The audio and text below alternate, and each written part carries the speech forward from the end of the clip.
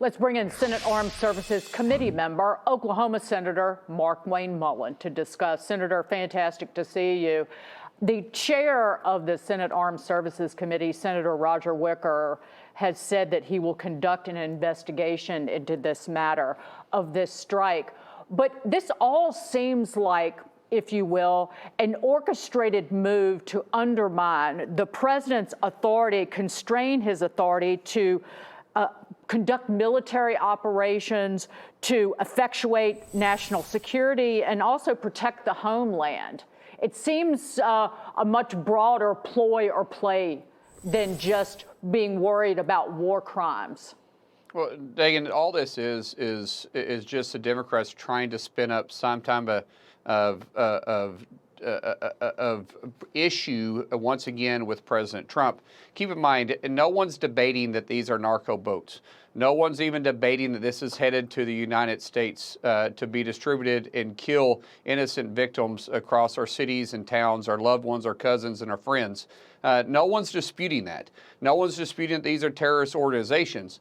They're saying that he may or may not have the authority to do it, and yet we all know that he is well within our authority. The Senate Armed Services Committee has already been briefed on this operation. They came in very clear, made a point that this is in international water. They have been declared a terrorist organization. We know where they're coming from. We know where they're headed. We know their distribution lines, and we are preventing it being proactive. That is what peace through strength looks like. And now they're saying some anonymous person has said that these individuals that on this second strike was clinging to life, but the boat was still operational, is what I have been told. I'm being read in on a more classified setting tomorrow. But if it was still afloat and they were still trying to avoid, then it is well within the authority to be able to eliminate that threat, which is what we believe took place here.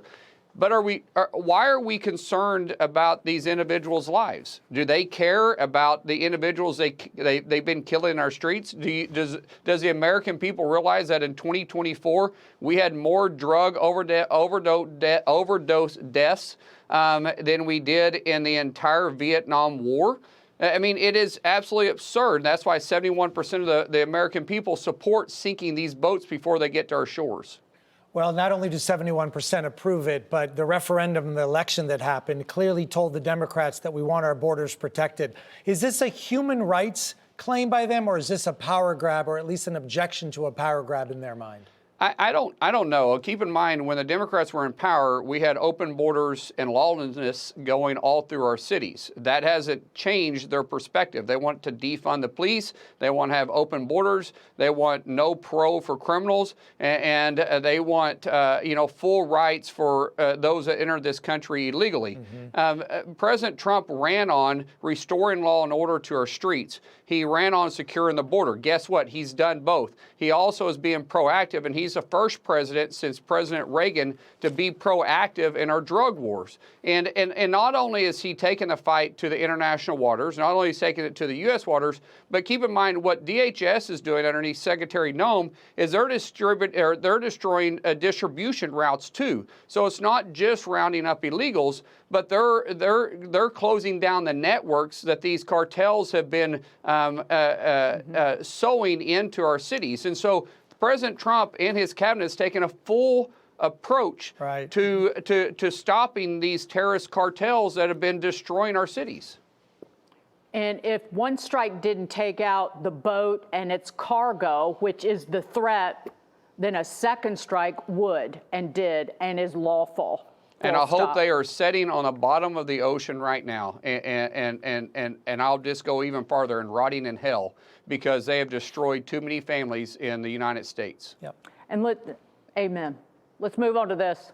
Charges filed against the suspect, speaking of rotting in hell, in the attack on 2 National Guardsmen in D.C. last week.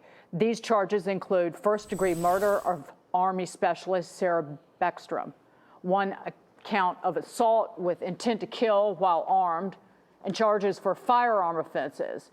U.S. Air Force Staff Sergeant Andrew Wolf remains hospitalized and in very serious condition.